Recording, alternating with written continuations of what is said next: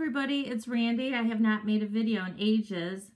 I thought I would update you a little bit. What you're seeing on the right there, the candle holder, I actually painted that. I went to a mandala painting class, which is like basically painting a design, dots. It was a cool class, and it was very easy and fun, and I made this cute little candle holder. I just got back from Colorado visiting my mother and my sister, and I am still dating the guy that I told you about. So it's going on 2 months. He's actually he has called himself my boyfriend. And so it's really funny because I was telling everybody that I might have a boyfriend, and like even my son was freaking out. He was like, "Oh, Mom, like, don't say that," like, because you know, people think that having a boyfriend is just like so serious, you know. It's like, but that's the way us, you know, older generation, that's what that's the way we talk, and that's what I wanted. I wanted a boyfriend. I don't want some dating or casual thing. So I needed to find somebody that was capable of boyfriend material, and I found one.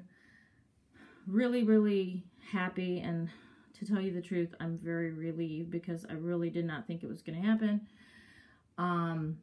It's very cool. The guy is very sweet. Actually, not the type of guy that I go for, or I've ever really. I have dated one other guy that was very, very like thoughtful, and he's not very verbally expressive, but he expresses himself through actions, which is so awesome, because it's like, usually we're used to the love bombing, we're used to the hearing all the bullshit, all the words, and then never getting any actions behind it. And so the guy I'm seeing is like the opposite.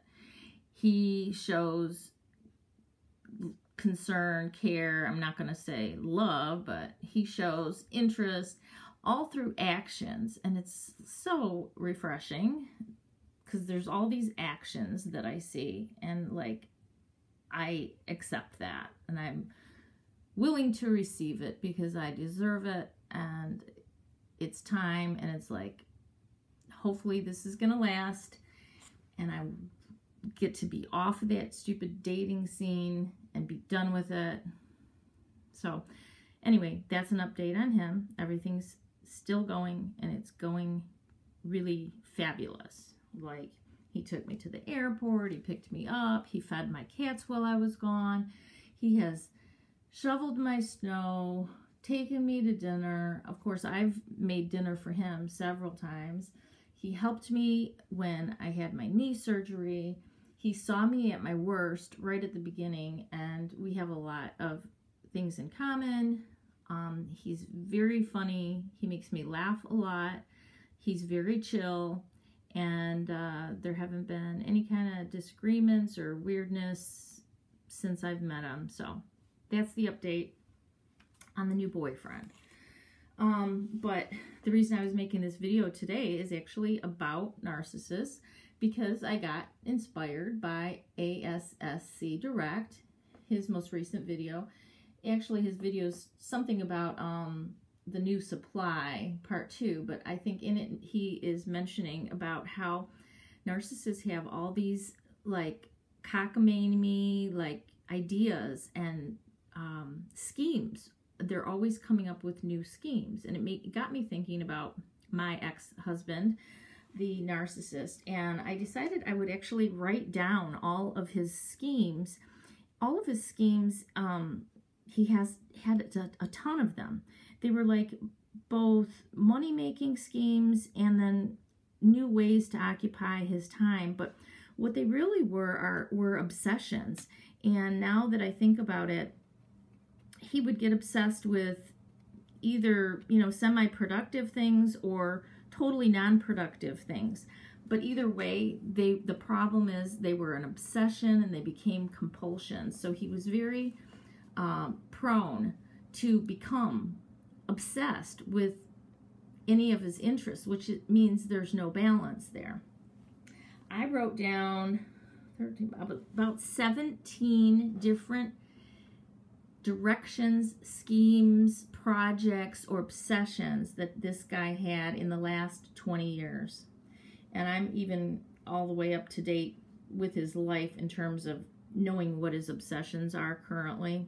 Yeah, it's probably because I might look on some social media and find out some information, which I know I'm not supposed to do, but to me, it is actually helpful to see that no, he has not changed. He still has different kinds of obsessions, all kind of new, cooking up new schemes, and he wants somebody to go along with it.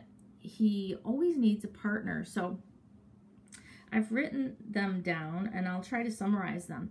Here's all the schemes my narcissist has cooked up in 20 years.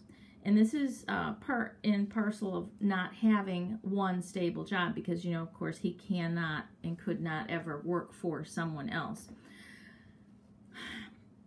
Someone might say, oh, well, this is just creative stuff. This is just like being an entrepreneur, right? So those are the flying monkeys that see this kind of stuff. But if you want to live with somebody and kind of like stability in terms of financial income being stable, in terms of some kind of set schedule, and in terms of not having to buy into like a million different ideas. I mean, buy into one or two ideas of your partner. You can't be expected and shouldn't be to like keep going along with every single cockamamie scheme that they cook up when there's so many of them. And ASSC Direct talks about, I think he mentioned that like there'll be a new change between every 6 months to every 2 years. Well, 17 different schemes in 20 years. My narcissist cooks up something new within he gets tired and changes his mind about every 6 to 8 months. So 20 years ago, he started off being preoccupied with a 3D software program that he got his friend to create, but then he was going to sell, and then they were partners with it, and he was obsessed with that. Then he was obsessed with actually one of the most productive things that he did, and he did it alone, which was actually having his own company and doing what it is that he does know how to do, which is carpentry and home repairs. That was actually a positive thing that was not a waste of time, and that that was when he was the most stable, when he just worked by himself on something that he actually did know how to do, that did produce a good income. He was wanting to, though, invent something. He wanted to invent some shovel and get it processed and manufactured in China. And he thought he was this big inventor because he has so many different ideas. I just think he's more like bipolar, like it's called a flood of ideas. Like none of them are very realistic, but you just keep getting idea after idea after idea, and then all of them end up failing or fizzling out, or you lose interest in them. That's what happens with the narcissist. And then he became obsessed with buying this large building that he thought was going to turn into something. Like, don't ask me why somebody wants to go in with a friend and buy some large building, really for no purpose at all. A large building in Detroit, old, that has windows knocked out of it, no plans on what to convert it to and no money to convert it, but just because it was cheap. Why don't we buy this large building? It was like ludicrous. Finally, I did convince him not to do that. Then he got obsessed with refinishing an old wooden boat that his parents owned. That wasn't too bad. We actually did end up using that boat on a vacation, but then I had to end up storing it in my garage for the next 10 years, and it went unused. So it was only used for 1 week, but at least he did increase the value of the boat itself. Then he became obsessed with this new fish store that opened up, fishing store, a small fishing store, privately owned. He became friends with the owner, and he decided he would start making jigs, his own jigs, and then try to sell it to this guy. And he would stop at this store all the time, every day, and he was just obsessed with this stupid fishing store during the winter. I mean, it seemed pretty harmless, but it does warrant being on this list of obsessions. The next obsession was flipping houses. He decided to try to flip a house on borrowed money, but he did not flip it. it actually took 8 years before he even got it into a decent situation where it was livable, and that ended up being his little drug and demon den where he would take hookers and then eventually go and live. And he actually lives there now in that original house that he was supposed to flip like 12 years ago. No, he never flipped it. He was then obsessed with boats, walleye, and ice fishing. That wasn't too bad. That was just an interest. I can't say anything bad about that. Then he got mixed up with one of his old high school friends, and this would be another flying monkey. He became partners in crime, I would say, in some illegal kind of, shall I say, growing project. Then after that, it was working midnights, repairing restaurants during midnight shift. That was with another one of his old time friends. That wasn't too bad. It was a pretty good money maker. I shouldn't even really probably call that an obsession. It was more like another good job that he had. But it was also temporary. The next obsession was surfing. Oh my God. Talking to this friend on the phone about surfing every day, 4 hours, totally preoccupied with surfing.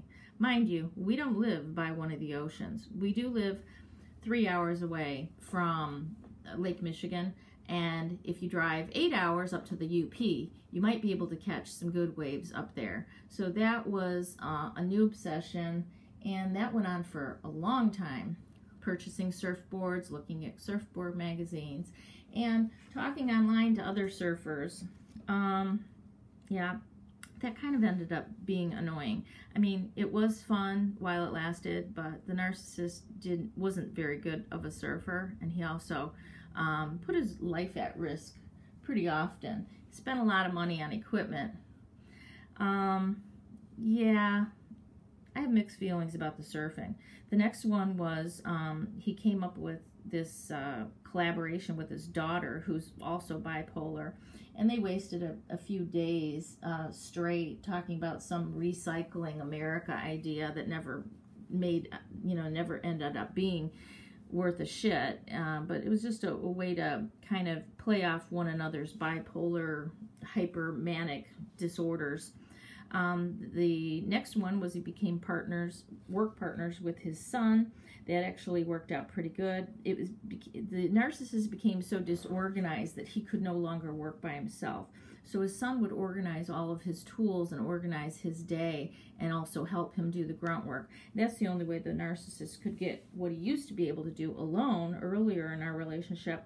Now he needed his son to do the grunt work, and then he would pay his son a lot less than what his son deserved to be his partner, because he was saying, well, I'm teaching you, so basically I'm teaching you a trade, so I'm not going to pay you very much, which was pretty low. He also became obsessed with piano restoration because he had a friend who restored pianos. He thought that he was going to learn how to do that and then, make $1 million doing that. Well, that never materialized. He also was waiting for that old man to die, hoping that man would leave him all of his tools so he could get this, new entrepreneur website going where he restores pianos, which is a very technical, and it's a very it's a specialty that you don't find many of those around. Videos about ending, let me rattle off the rest of them. Became obsessed with boat motors, making paddle boards, buying boats, buying boat parts and bike parts and selling them, flipping more houses, becoming a slumlord, buying not millions, but tens of mopeds, repairing them. And now he's an art sales manager and an art fair vendor. So if you have the patience and flexibility to go along with all of the narcissist's schemes and new ideas, this is an example of what you might have to do. You have to be very encouraging and very positive on all their new innovative ideas. And you have to also be flexible because they're going to switch it up on you at least every 6 months. Thanks for listening, guys. Have a good day.